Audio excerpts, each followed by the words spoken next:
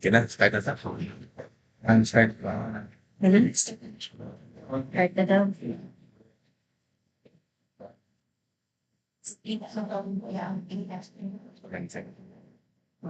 Balik na sa OBS niyo. Sa OBS. tingin. Bakit? Tama. Pwede ito ba? Yan. Check ito ba?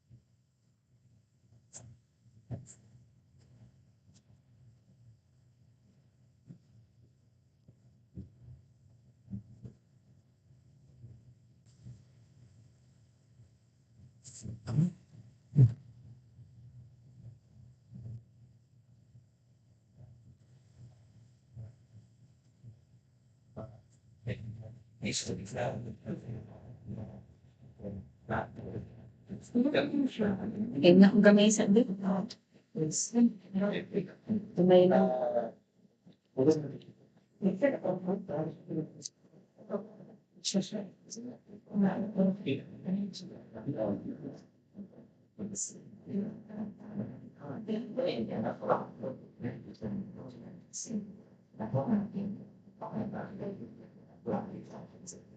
Sa kanya sa dulo sa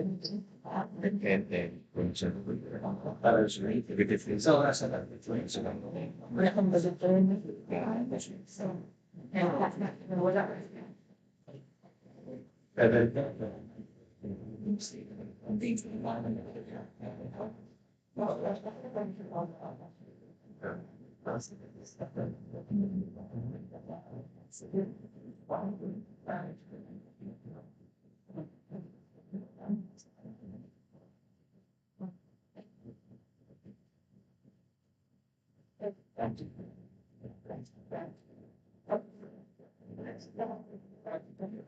Kami na.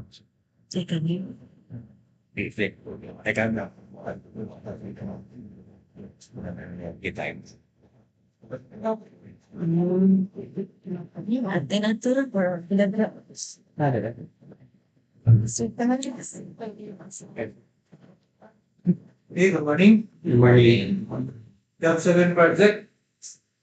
Subject for this previous conference, that the program proceed to recall and concept, to control and the project subject for this previous conference. Yes, thank you, Mr. Chair. Good morning to all the viewers live, the Bids and Awards Committee, Technical Working Group, the Back Secretariat, along with our observers and contractors. Good morning, everyone.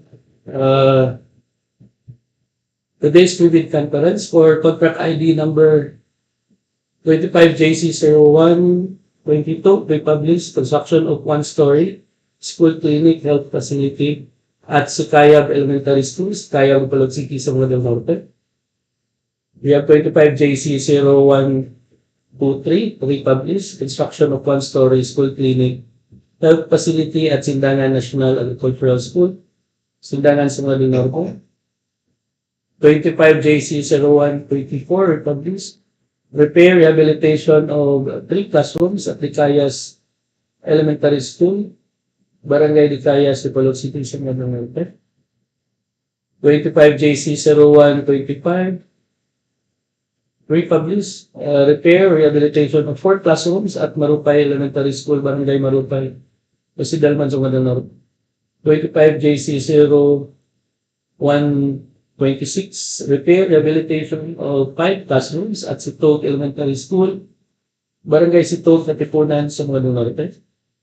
25JC0127, repair rehabilitation of 12 classrooms Hindi na to siya. at Galas Elementary School, Barangay Galas, Dipolog City, Sindangan, Norte.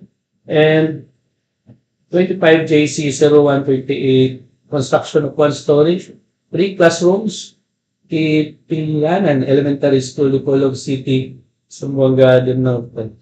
Now let's proceed to the attendance. Start with our back person. We have Engineer Almar Acevedo. Our Vice back person, Engineer Teresita Yeni.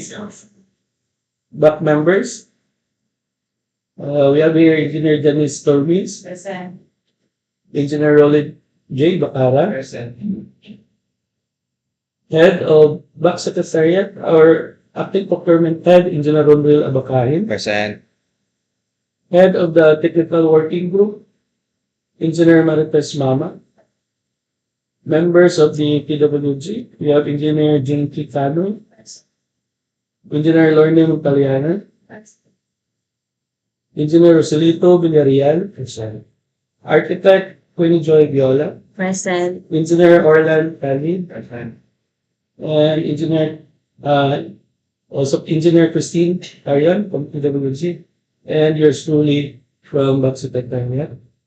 We would like also to acknowledge the presence of our observers and researchers from the Chief SGOD of DepEd. We have here Nor Hossein. Sir. Thank you for coming, sir. Also, we have Engineer Christopher H. Bael, Engineer 3 of Dipolog. Thank you. Technical assistants of DepEd Zamboanga del Norte, we have Engineer Dominador Rupod Jr. and Engineer Franklin Anton. From the contractor, from Concha Construction, represented by Engineer Remo Santos.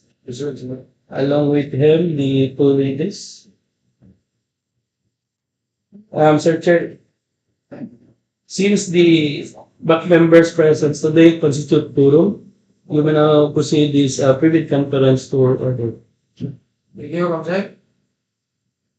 Since the present members of the committee constitute quorum, this quorum is now called to order. We are calling Engineer Abakain for the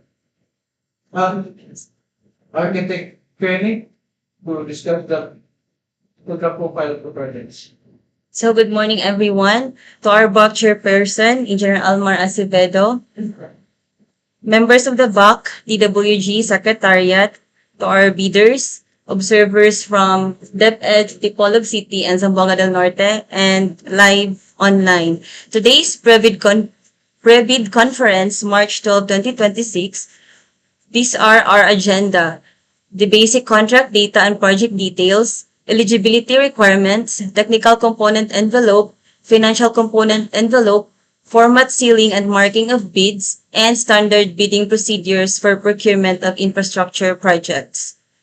So for the basic contract data and project details, we have 7 projects to bid with contract IDs 25JC0122, 25JC0123, 25JC0124, 25JC0125, 126, 127, and 128. So for 25JC0122 republish, this is construction of one-story school clinic health facility at Sicayab Elementary School, Sicayab, Dipolog City, Zamboanga del Norte, with an ABC of 3,850,184 and 29 centavo. For 25JC0123 republish, this is construction of one-story school clinic health facility at Sindangan National Agricultural School, Sindangan, Zamboanga del Norte, with an ABC of 4,118,595 and 2 centavos. For 25JC0124, this is repair rehabilitation of 3 classrooms at Dicayas Elementary School, Barangay Dicayas, Dipolog City, Zamboanga del Norte, with an ABC amounting to 3 million.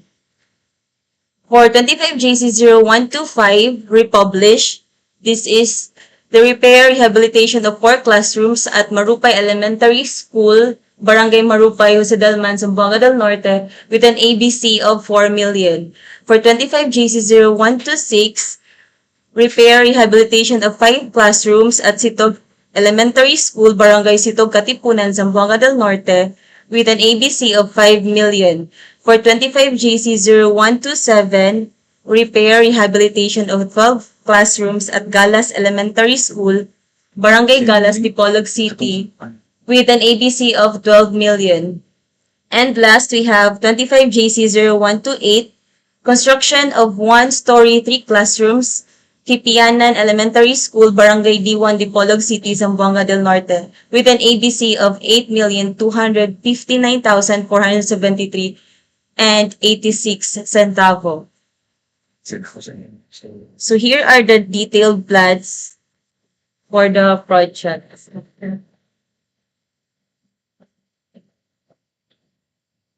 So for 25JC 0122 republish, construction of one-story school clinic health facility at Sicayab Elementary School, Barangay Sicayab, Dipolog City. This is the perspective and this is the location of the project.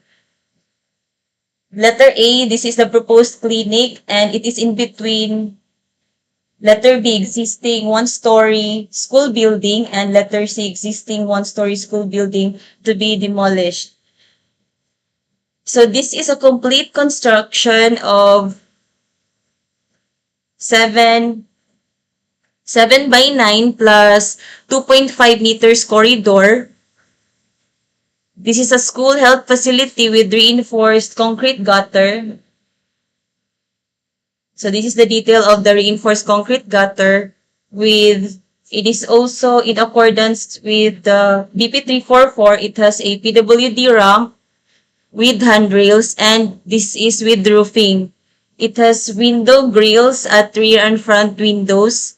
It has parapet wall.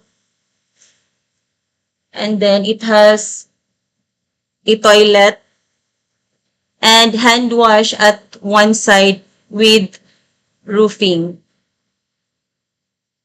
So that is for 25JC0122.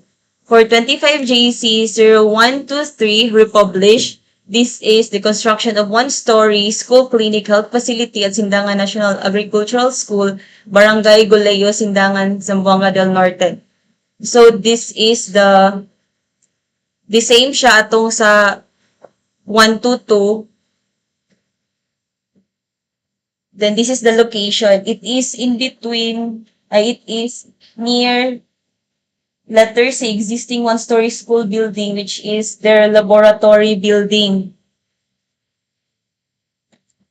Then same with 122, it is a complete construction of 7 by 9 meters plus 2.5 corridor. It has concrete gutter, PWD ramp with roofing and handrails, window grills at front and rear windows, parapet wall, toilet, hand wash at one side with roofing and reinforced. But this one, it has a reinforced concrete rainwater collector system. So for the rainwater collector system,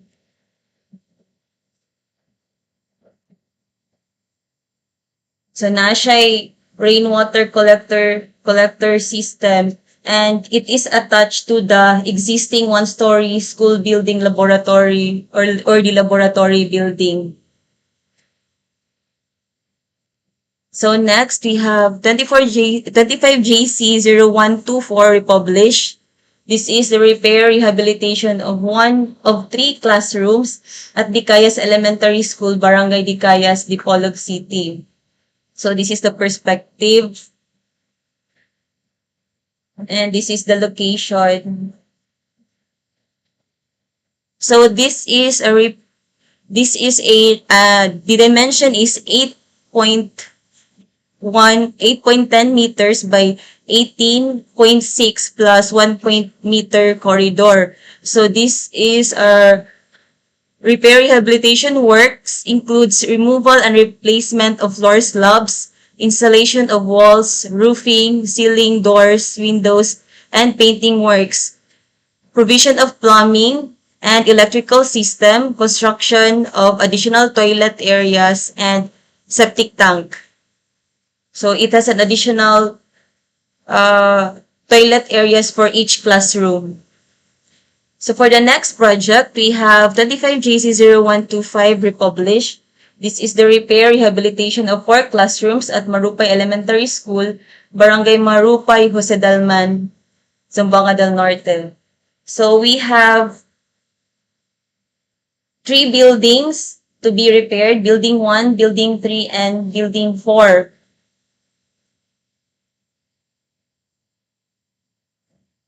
So building 1, it has a dimension of 7 by 9, 7.9 by 16 meters plus 2 meters corridor. And for repair of 1-story, for building 3 and 4, it is 1-story classrooms with a dimension of 6.9 meters by 8 plus 1.5 corridor.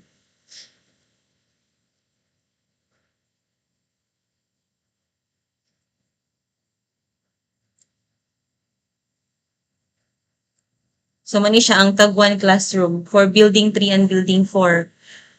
So, rehabilitation works includes replacement of floor slabs, construction and improvement of toilet facilities, rectification of CHB walls, installation of roofing, ceilings, doors, and windows, parapet walls, painting works, installation of chalkboards, and provision of plumbing and electrical system including septic tank and other related works. For the next project, we have 25 JC0126, repair, rehabilitation of 5 classrooms at Sitog Elementary School, Barangay Sitog, Katipunan, Zamboanga del Norte. So the locations are, this is the location, and we have buildings to repair, building 8, building 9, and 1 classroom at building 5. So the dimension of 1-story, 1 classroom to be repaired, Ganesha, this is 7.5 by 6 meters. This is building 5. And the other,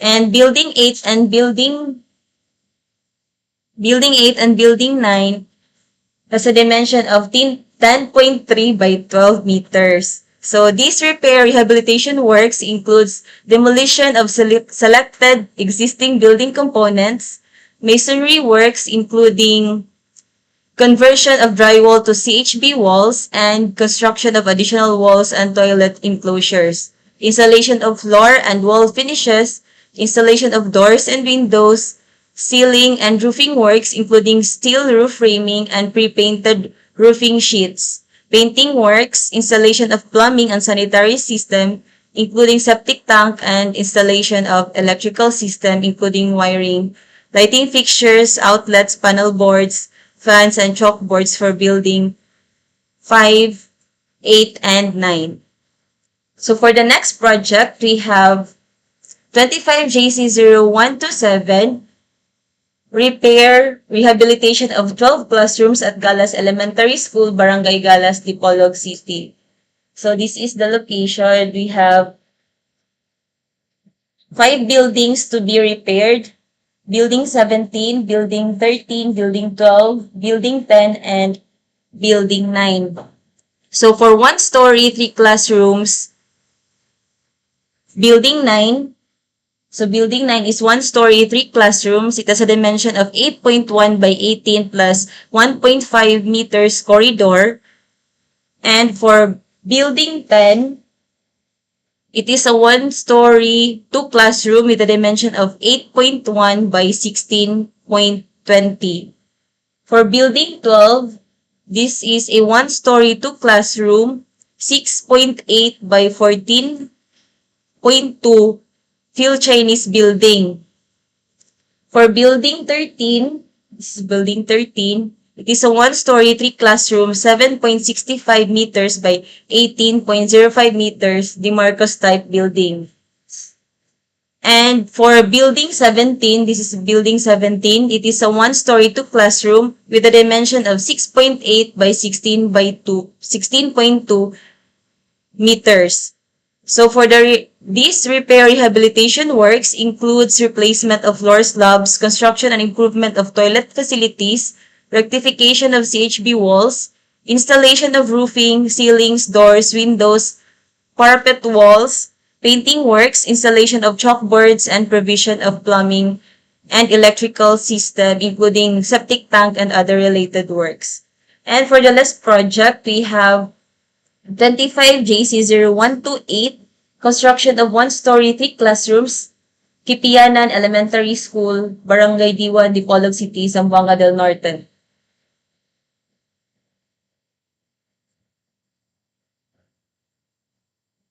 So this is the location. So this project is a complete construction of 7 by 27 meters plus 2.5 meters corridor. It is a one-story 3 classroom school building with reinforced gutter, hand washing at one side, with ramp, with handrails, window grills at front and rear windows, parapet wall with flooring, tiles, and toilet at each classroom. So that's all for the basic contract data. We will now proceed to the eligibility requirements to be discussed by Engineer Ronreal B. Abacan. B.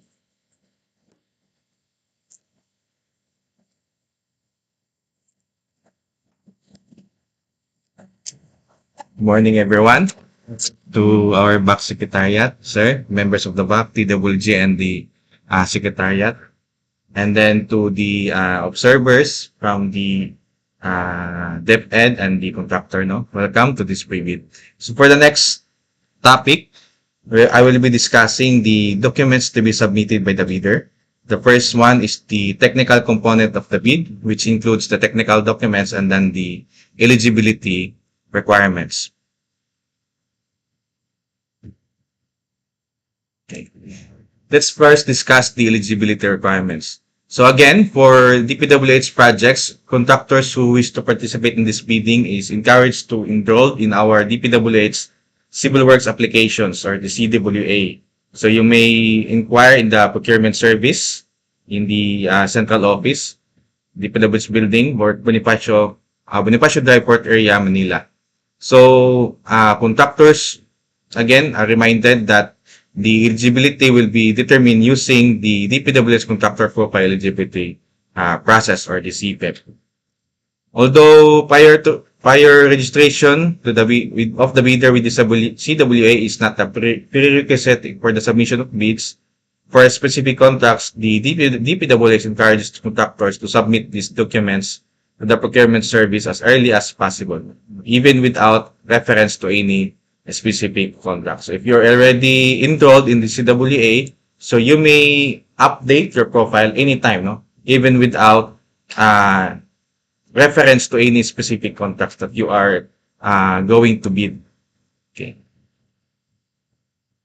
So if you wish to enroll or you wish to update, you are required to accomplish the Contractor's Confidential Application Statement for Inclusion, or the CCASI, together with all the required documents enumerated in the list of annexes, and then supporting documents also required in the list of annexes. Okay. So for the PCAB license requirements, so for these 7 projects, we require that your PCAB license must be general. For the classification, it must be general building, JB1, for all the 7 projects. And then the size range should have a minimum of small b. Okay. For all these 7 projects, from 25 GC 0122 to 25 GC 0128. Okay. For the technical component envelopes, so these are the documents you will be submitting, no, in your bid. So the first one is the valid and updated PhilJEPS registration certificate. It must be a platinum membership. Now, if you are in a joint venture, so each partner of the joint venture shall submit the respective PhilJEPS certificate. The second document that you will be submitting is the special PCAB license. This is only applicable for cases of joint ventures, no? Including the registration for the type and cost of the contract to be bid. So that is the second document.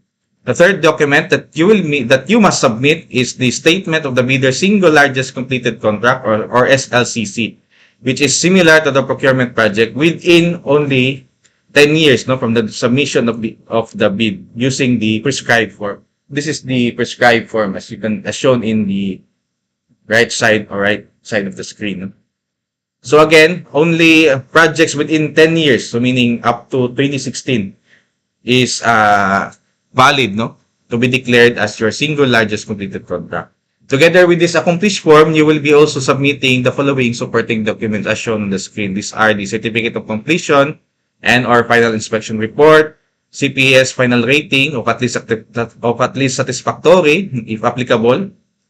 And another is the certificate of final acceptance, notice of award and notice to proceed, contract agreements with copy of the scope of work and contract costs and approved bill of quantities, and also lastly, the joint venture agreement stating percent participation for joint ventures. Now, what are the projects that can be considered as single largest completed contract? So we have two criteria, no, to be satisfied. The first one is the cost criteria. The contract should be at least 50% of the ABC or of the approved budget for the contract, adjusted to the current price using the Philippine Statistical Authority or PSA consumer price indices. So if the project is 2024 and below, so you may compute the adjusted price of that particular contract by multiplying with the PSA consumer price indices. Next category that should be satisfied is the similarity criteria. To be considered similar, the contract must contain a category of work which is the same or same as or similar to the major category of works of a contract to be bid, costing of at least 14% of the total cost of SLCC, or a major category which is the same or similar to the major category of works of a contract to be bid, costing at least equal to the same. Okay? It's either 40% or equal siya sa SLCC. However, there is an exemption, no, for small a and small b contractors without similar experience to that particular category. They are allowed to bid only that if the cost of that contract is not more than their ARCC or allowable range of contract cost. So, naman po nas yung pickup license sa inyong ARCC. So, this is only applicable for small a and small b. If ever they have no similar experience for that particular category. So, for these projects, these are the major and similar categories of work. For contract IDs 25JC0122, 123, and 128, the major category of work is building, construction without piles, low-rise concrete frame 1 to 5 stories. And as shown on the screen are the similar category of work. So we have several similar category of work for this particular major category of work. For 25JC0124, 125, 126, and 127, the category code or the major category is building, construction without piles, low-rise. I mean, this is building repair, no? Building repair niya, dili siya. Wala lang na-edit. This is building repair, and then the similar category of work code are as shown on the screen. So, BIR. Under the category of work code, BIR. So, these are the similar category of work code. So, several code ang yang similar category of work code. Okay. So, make sure that your SLCC must be of the same category of what is the major category for this particular contracts. So, the fourth document to be submitted by the bidder is their statement of the bidder of all its ongoing and government and private contracts, including contracts awarded but not yet started. If any, no, whether similar or not similar in nature and complexity of the contract to be bid using the prescribed form. So this is the prescribed form as shown in the right side of the screen. And together with the accomplished form is the supporting documents that you will be submitting also. These are the latest percent statement of works accomplished or SWA, and percent of time elapsed, contract agreement with a copy of the scope of work and contract costs and bill of quantities, the notice of award and notice to proceed, and joint venture agreement stating percent participation for joint ventures. Next document is the net financial contracting capacity computation of your firm. So, for the computation of the NFCC, the formula must be the NFCC is equals to the current assets minus current liabilities. The value of those item must be as reflected in your PhilGIPs. So, naman ay audited financial statement ito sa inyong PhilGIPs. So, kung saan value sa current asset and current liabilities ito must be equal to this in this formula. And then times 15, and then minus the value of all the outstanding and uncompleted portions of the projects under ongoing contracts, including awarded contracts yet to be started, coinciding with the contract to be bid. So, the value of this must be equal to the total value of your ongoing government and private contracts. Okay? Kaning sa fourth na to nga document. Okay? So, in order for the bidder to qualify for this particular projects, your computed NFCC must be at least equal to the ABC. Okay? But during the eligibility screening, we will be determining your NFCC through the DPWH contractor profile eligibility process. But it will be subject to further for post qualification. Okay. So make sure that you have declared all your ongoing, because we will be verifying it to the different government agencies, and then also your current asset and liabilities. No, we'll also be verifying it in your audited financial statements. The next document is the duly signed joint venture agreement. This is only applicable for joint ventures. No. In accordance with RA number 4566 or the Contractor's License Law and its IRR. So again, each partner of the joint venture shall submit their respective PhilGIPs. But for the technical and financial and eligibility documents, only one of the joint venture constitutes compliance. But provided that the partner responsible to submit the NFCC shall likewise submit the statement of all its ongoing contracts.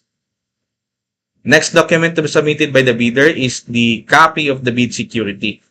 So, there are a lot of forms for the bid security, but the most common one is the bid securing declaration. But if you would like to submit a different form, so we have here substitute for the bid securing declaration. You may submit a cash, cashier's check, manager's check, bank draft, a guarantee, an irrevocable letter of credit, or a surety bond. But make sure that the amount of that particular bid security must be not less than what is prescribed in the bidding documents. Kung cash siya, dapat 2% of the ABC. If surety bond, 5%. So, make sure that wala siya niubos anino, required percent of the ABC. Next document under project requirements is the organizational chart of the contract to be bid using the prescribed form. So, this is the prescribed form. So, make sure that in your organizational chart, the names of the key personnel required in bid data sheet clause 12.1 H2 and a special condition of the contract clause 6.5 is indicated. Next document under project requirements is the list of contractors' key personnel. Okay. So, these key personnel should be reflected in the organizational chart. Okay. So, you will be accomplishing this form as shown on the right side the screen, and together with this form must be the supporting documents listed here or as shown on the screen. These are the curriculum vitae per personnel with experience data, a notarized affidavits of commitment to work per personnel, photocopy of their valid PRC licenses, and photocopy of valid certificate of accreditation and training. So what are the required key personnel for these projects? So for all these projects from 25 JC 122 to 128, we are requiring you to pledge one project manager, one project engineer, one materials engineer, one safety officer, and one foreman. So these are the minimum or the required minimum years of similar experience and minimum years of total experience. For project manager, 3 years ang similar experience. For a total experience, 5 years minimum. For project manager, in accordance or in compliance with DO 169 series of 2025, the pledged project engineer must be an accredited provisional project engineer or project engineer 1. Dapat DPWH accredited siya. Same goes to the material engineer. It must be he or she must be a DPWH accredited, at least materials engineer 1. Okay. But for the safety officer, he or she must be a DOLE accredited safety officer. And for the foreman, we are requiring a minimum of 3 years for the similar experience and 5 years for the total experience. Now, make sure that your pledged personnel does not go beyond its limits of assignments. So, for example, for DO 169 series of 2025, for project engineers, so these are their limits of assignments. For provisional project engineer, 10 contracts located within the same region. And if they are simultaneous contract, each must be costing not more than 100 million, and then the total cost is 500 million. For PE2, 10, or for PE1, 10 contracts, not more than 150 million per contract, and the total cost of the contract must not be more than 1 billion. For PE2, 10 contracts gapon, simultaneous, no minimum amount or maximum amount for the total cost per contract, but the aggregate cost or the total cost must be 1.5 billion. Same goes with MA1 and MA2. This is in compliance with DO number 98 series of 2016. Nagyap tayo limits of assignment. Now, make sure that your pledged personnel, you must attach the PRC licenses of your pledged personnel together with their certificate of accreditation for project engineer and materials engineer. For safety officer, attach the occupational or construction occupational safety and health training from DOLE or any DOLE accredited training organization. Okay. Pursuant to item number 6 of Department Order number 9 series of 2012, if the proposed key personnel is an employee of the bidder and working on another project at the time of bidding, the bidder shall submit a certification that the personnel will be pulled out from the ongoing project once the bid is awarded the contract, and he or she will be replaced with another person with equal or better qualifications as certified by the head of the implementing office. Okay.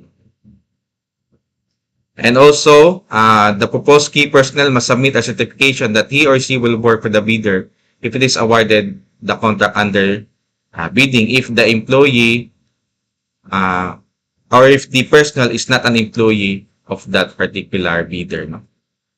And again, reminder that no personnel shall be assigned to more than one key position. So, dili pwede ang project manager at the same time siya ang project engineer or siya ang safety officer. So, each of the pledged personnel, usang gina siya ka individual. Okay? Another document under project requirements is the list of contractors' major construction and material testing equipments. So, using the prescribed form shown in the screen, then together with the supporting documents, if it is an owned equipment, copies of the sales invoices, deed of sale, certificate of ownership, and or registration certificate from LTO. If it is at lease, under lease, so certification only from the lessor that the equipment unit shall be available for the contract once awarded. However, if it is under purchase agreement, certificate from the vendor that the equipment unit shall be available for the contract once awarded. For the minimum material testing equipment, just refer to DO number 11, series of 2017. Now, unlike the minimum major construction equipment, the minimum testing equipment is per contractor basis. Dili siya per project basis. So, meaning, you can pledge those equipments to multiple contracts. Okay. Now, if the project requires a batching plant, so in compliance with DO number 253 series of 2003, the bidder must also attach a certificate of accreditation for batching plants if the project or the contract requires a batching plant. Okay. So these are the minimum major construction equipment for 25GC0122 and 123. So, mo lang ni siya ang gi-require. Dump truck, payloader, backhoe, and 1 bagger mixer, together with the corresponding capacity and number of units. For 25GC 0124, 125, 126, 127, 128, so kanila po ang gi-require no backhoe, dump truck, and 1 bagger mixer, together with the corresponding capacity and the number of units. Okay. Next document to be submitted by the bidder is the copy of the omnibus sworn statement. This is in accordance with Section 54.3 of the IRR of RA 12009. Okay, so we have a prescribed form for omnibus sworn statement. So inyo lang itong i-fill out. And then together with the omnibus sworn statement is the following documents to be submitted. If you are a corporation, partnership, or cooperative, submit a notarized secretary certificate. For joint venture, original special power of attorney for all members of the joint venture, giving full power and authority to each officer to sign the OSS and do acts to represent the bidder. Okay? Another document is the latest general information sheet. This is in compliance with Section 82 of the IRR of RA 12009. Okay. This is only required if you are a corporation, partnership, private sector organizations, foundations, and association. Now, make sure that your GIS, reflecting the beneficial ownership information, shall be duly filed and stamped received by the Securities and Exchange Commission. Okay? And then, lastly, the ISO 9001-2015 certification. This is applicable only if the contractor have a pickup size range of medium A, medium B, large A, and large B. If small B mo, no need for you to submit the ISO certification. Pero if medium A pataas, we are requiring you to submit the ISO certification. This is in compliance with Department Order Number 31, Series of 2007, and Department Order Number 110, Series of 2024. So those are the documents comprising the technical component envelope. Now, to discuss further for the financial component envelope, let me call on Engineer Orlan A. Kali.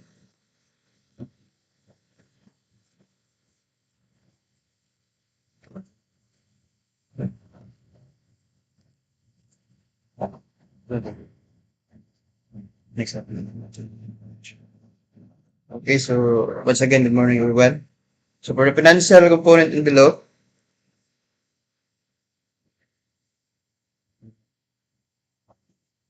the document will be passed with original of duly signed and complete financial bid form. For failure to sign each and every page of the bid form, including the bill of quantities, shall be ground for the rejection of bid. The discount offered shall be signed by the person signing the bid if it is handwritten. So you must sign it at every page. Next, the original of duly signed bid price of the bill of quantities or the BOQ. We have the particular form.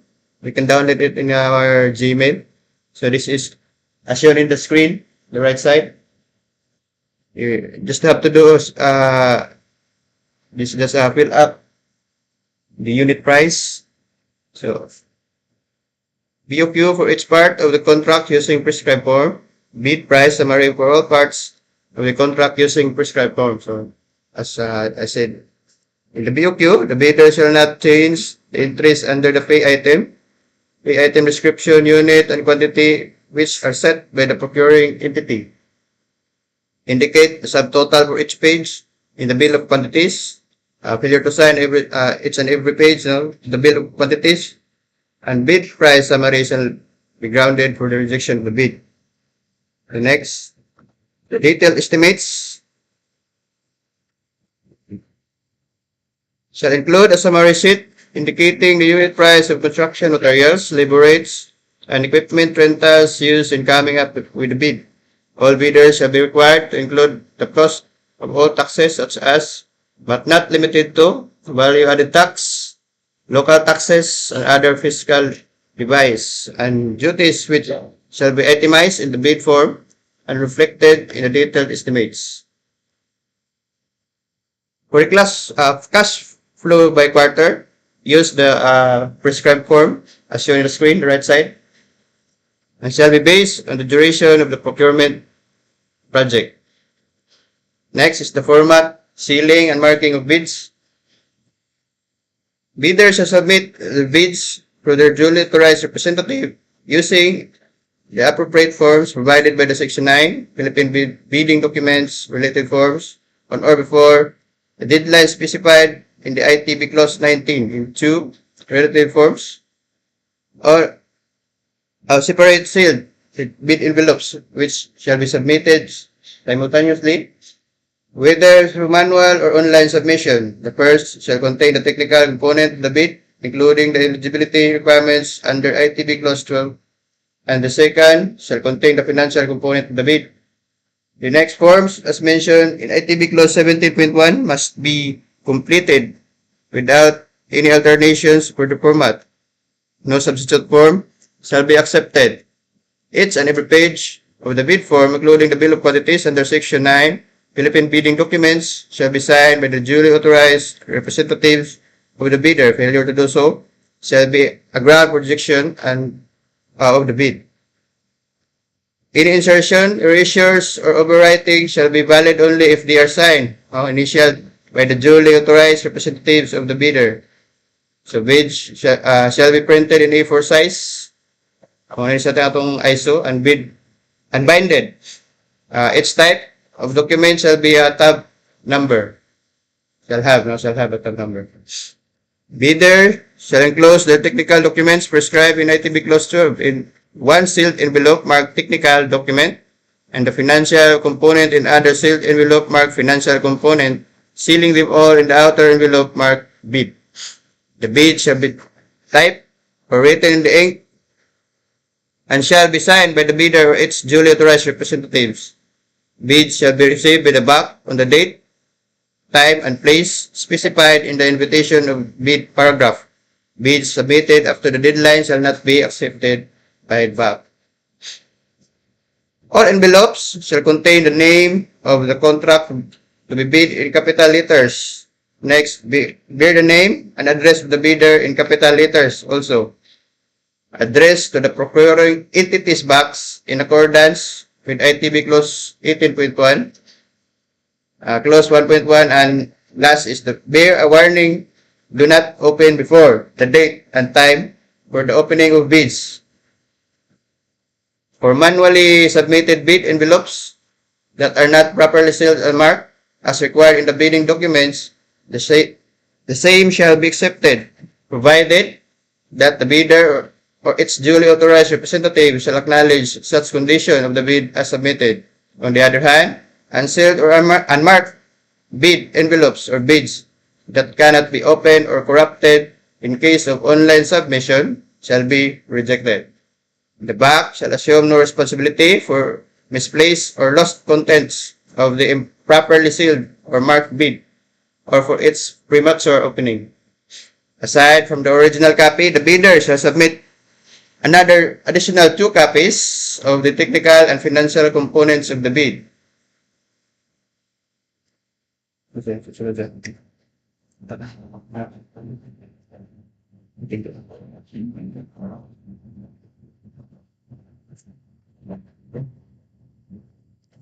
so for the last part, we will be now discussing the standard bidding procedures for the procurement of infrastructure projects.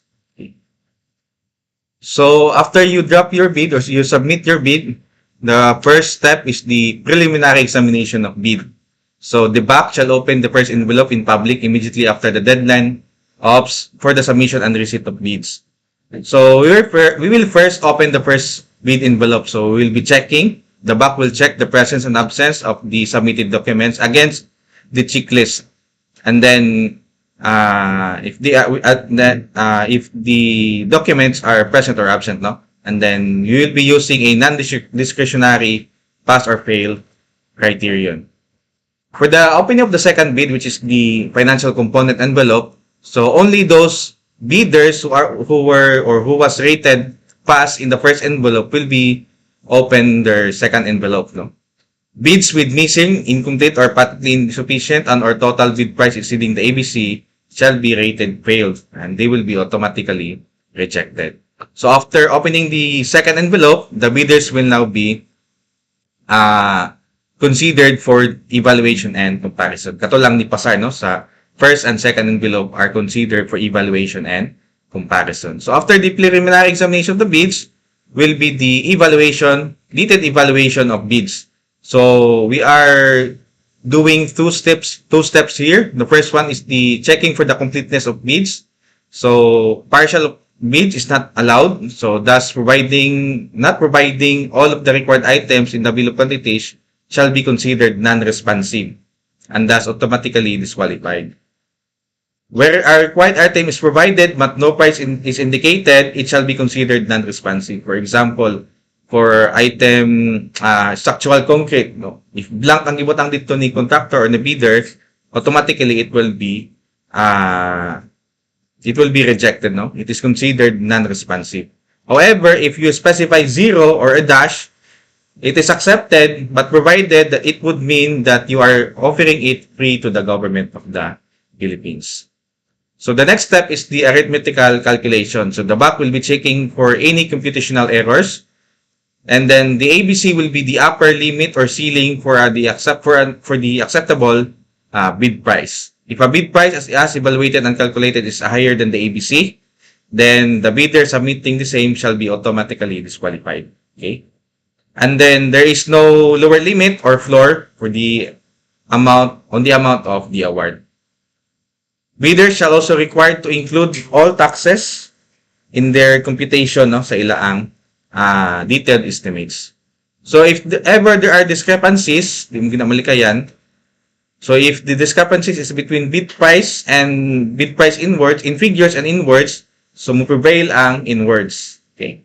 If the discrepancy is between the total price per item versus the unit price for the item times the quantity of that item, then that would prevail. For the stated total price versus the actual sum of prices of the component items, then the actual sum of prices of component items shall prevail. Also, for unit cost in the detailed estimate versus the unit cost in the bill of quantities, so the unit cost in the bill of quantities shall prevail. If there is a discrepancy between the copies and the original, then the original shall prevail. After the detailed evaluation, the bid shall then be ranked in ascending order of their total calculated bid prices to identify the lowest calculated bidder. So the bidder with the LCB or the lowest calculated bidder is the only bidder, no, that will be considered for post qualification. So kung sa tong LCB, siya lang among i-post-qua. Okay, for the next step, which is the post qualification, in this particular step, the BAC will determine if the bidder with the LCB or lowest calculated bid complies with and is responsive to all requirements and conditions as specified in the bidding documents. So during this process, the BAC will validate or verify and ascertain the veracity and authenticity and validity of the Class A eligibility documents supporting the PhilJIP's certificate of registration and membership. So, in the submission of bid, require lang namo itong PhilJIPs. But during post-qualification, upon receipt of the bidder of the notice that he is the lowest calculated bidder, then we are requiring him 5 calendar days to submit the following documents. These are the registration certificate from DTI-SEC or CDA, mayor's or business permit or its equivalent document, the tax clearance, the Philippine Contractors Accreditation Board or PCAB license, Contractors Registration Certificate from the CWA, the audited financial statement, the latest income and business tax returns. So this document must be submitted by the bidder within 5 calendar days from the receipt of the notice of the BAC. During post-co also, the BAC, using the following criteria, no, will determine if the bidder is responsive. For the legal requirements, the BAC will verify, validate, and ascertain the licenses, certificates, permits, and agreements submitted by the bidder. The BAC will also verify if the bidder is not included in any blacklist. For the technical requirement, the BAC will verify or validate the bidder's stated competence and experience. So meaning, your SLCC will be evaluated by the BAC. So make sure that your SLCC complete ang mga attached nga documents dito, no? And then, the BAC also will verify the competence and experience of the bidder's key personnel to be assigned by the project. So, your assigned key personnel, we will verify it if it passes the required experience and competence as required in the bidding documents. Another is that the BAC will verify the availability and commitment and/or inspection and testing the required capacities and operating conditions of the major construction equipment and material testing equipment. So, katong yung pledge equipment nito, we will verify if nakabagi dito ang tanan nga minimum required equipment, and then we will also inspect if those equipments are in operating conditions. Okay? And it's not pledged to other contracts. Okay. Another is that the BAC will also check for the performance of the bidder. So, make sure nga wala mo ani nga mga situation, no? Or else the BAC will disqualify you. These are negative slippage of at least 15% in any one project, or a negative slippage of at least 10% in each 2 or more contracts. Failure of the contractor to commence repair works on ongoing contracts within 7 calendar days and to complete them within 30 calendar days after receipt of the procuring entity's notice of defects and deficiencies. Failure of the contractor to commence repair works on contracts with pending certificates of acceptance within 30 calendar days and complete them within 90 calendar days after receipt of the procuring entity's notice of defects and failures, and substandard quality of work as per contract plans and specifications, or unsatisfactory performance of the contractor's obligation as per contract terms and conditions at the time of the inspection. So make sure nga wala mo ani nga mga situation, or else you will be post-disqualified. Now remember that we will also be validating all your contracts through inquiring to different procuring entities, no? The other DEOs, regional offices, and other LGUs within our area. Also, from the technical requirements, the BAC will also ascertain the authenticity of the bid security and its correctness as of type, amount, form, and wording, and validity period as required in the bidding documents. And then lastly, for the financial requirements, the BAC will verify, validate, and ascertain the bid price proposal of the bidder and whether applicable, the required commitment line of credit in the amount specified and over the period stipulated in the bidding documents, or the bidder's NFCC to ensure that the bidder can sustain the operating cash flow of the transaction. So basically, in the financial requirements, the BAC will recompute your NFCC. So we will be validating the values of your current assets and current liabilities when you submitted audited financial statement, and then also your list of ongoing government and private contracts will also be verifying it. If kato ka bagitanan, if you already inyo yung disclose ang tanan ninyo nga mga list of ongoing or wala, no? If ever the BAC will find out that you did not disclose one or more projects under the list of ongoing, then automatically you will be disqualified and you may be subject to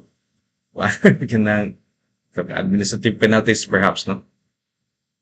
So make sure nga sa inyo ang list of ongoing government and private contracts, i-disclose ko ninyo tanan, okay? Ninyo nga mga contracts. If the BAC determines that the bidder with the lowest calculated bid passes all the criteria, legal, technical, and then the financial requirement for post-qualification, it shall declare that the said bid as the lowest calculated responsive bid and recommend to the HOPE the award of the contract. So kung pasay mo sa post-qualification, then you will be declared as the LCRB or lowest calculated responsive bid, and then you will recommend to the HOPE, our DE, for the award of the contract. However, if the BAC determines that the bidder with the lowest calculated bid fails the criteria for post-qualification, then we will notify you in writing of the post disqualification and the grounds for it. So you also have, I think it's 3 days, no, to submit a request for reconsideration. But without pending for the procurement process, if na ay second bidder, the second lowest calculated bid will undergo post qualification. Okay. Immediately after the BAC has notified the first bidder, and of its post qualification and notwithstanding any pending request for reconsideration, the BAC shall initiate and complete the same post qualification process on the bidder with the second lowest calculated bid. If the second bidder passes the post qualification and provided that the request for reconsideration of the first bidder has been denied, the second bidder shall be post qualified as the bidder with the LCRB. If the second bidder, however, fails to the post qualification, the procedure for post qualification shall be repeated for the bidder with the next lowest calculated bid, and so on until the LCRB is determined for award. If walang yun, then the BAC will declare a failure of bidding. After the BAC determines the bidder with the LCRB or SCRB, if single, they shall recommend to the HOPE the award of the contract to the bidder with the LCRB or SCRB. In case of the approval, the HOPE shall immediately issue a notice of award to the bidder with LCRB or SCRB. So if the resolution of the BAC will be approved by the HOPE, then we will automatically notify you through a notice of award. Okay. If you receive the notice of award, 10 days from the receipt, you will be required to submit the following documents, no? The construction schedule, the PDM, bar chart, S-curve, and cash flow, equipment utilization schedule, manpower utilization schedule, construction methods, construction safety and health program approved by the DPWH, certification under oath stating that the contractor is free and clean of all tax liabilities to the government, integrity pledge in accordance with the Department Order number 86 series of 2013, and then the contractor's all risk insurance. Okay. Aside from that, you are also required to post the performance security. This is in accordance with section 66.5B of the IRR of RA 12009. And then lastly, signing of the contract as provided in section 66.5C of the IRR of RA 12009. So all these processes shall be accomplished within 10 calendar days upon receipt of the notice of award. If the bidder fails to meet these conditions, then they will be subject for disqualification and their bid security will be forfeited. So ang medyo lisod lang dire is the kanang pagkuha na to sa ato ang performance security. So make sure that upon receipt of NOAA, yun na yung hikayo, no, ang pag-claim of performance security. If ever that the contract will be signed, 7 calendar days upon the approval of the contract, the procuring entity will issue a notice to proceed together with a copy of the approved contract to the successful bidding. The date of receipt of the successful bidder to the notice to proceed or the NTP shall be the date and effectivity of the contract and the start date of the project. So upon receipt of the NTP, that signals the start date of the project. So those are the procedures in the procurement of infrastructure projects. Mr. Chair? Thank you, presenters. Since all matters relating to this public conference were not submitted and presented, is there any questions, clarifications, or reactions? Question from different personnel or conductors? Hearing none, any motion for adjournment? Sir, Mr. Chair, before that motion, I would like to add some reminders for our prospective bidders. So to our prospective bidders, please be reminded that any clarifications or amendment arising from this conference that affects the bidding documents will be issued through a supplemental or bid bulletin, meaning if we have changes sa opening of bids, we will be issuing that through a supplemental or bid bulletin. So that said, supplemental or bid bulletin will be posted on our DPWH website and the projects and the premises of this department. That will be our statement. Additional, Mr. Chair, the schedule of meeting. Thank you. To interested bidders, the deadline of submission and receipt of bids and the bid opening and preliminary examination shall be on March 24, 2026 at exactly 10:15 a.m. 10 a.m. 10 a.m. Sorry, stand corrected. Here at Procurement Unit Office, DPWH, Zamboanga del Norte, Second District Engineering Office, Dipolog City. That's all. Again, object. Any motion for adjournment? Mr. Chair, I close this meeting at 7. As candid, so this forum is now adjourned. Thank you for coming.